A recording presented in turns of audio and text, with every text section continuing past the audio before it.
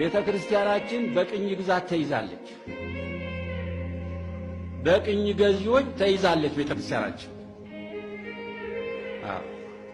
በቅኝ ግዛት ተይዛለች። ማወቅ አለባችሁ፣ መረዳት አለባችሁ። ይሄ ጉዳይ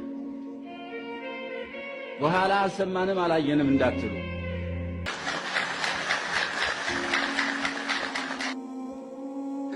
በቅኝ ግዛት እንድትገዛ አድርጓታል።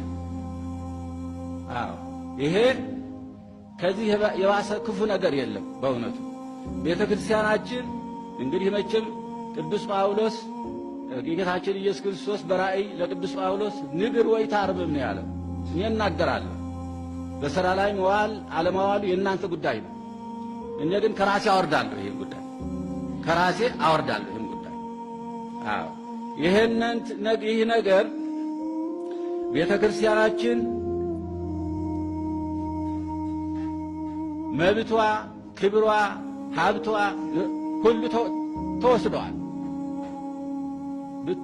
ብትወዱም ባትወዱም ተወስደዋል። ክብሯ ተነፍጓል። መብቷ ተወስደዋል።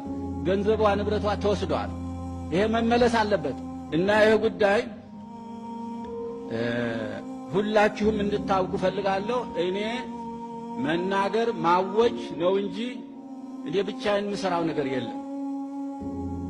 ቤተክርስቲያናችን ከቅኝ ተገዥነት ትውጣ። ካህናቱ ከሰቀቀን ከችግር ከመከራ ይውጡ።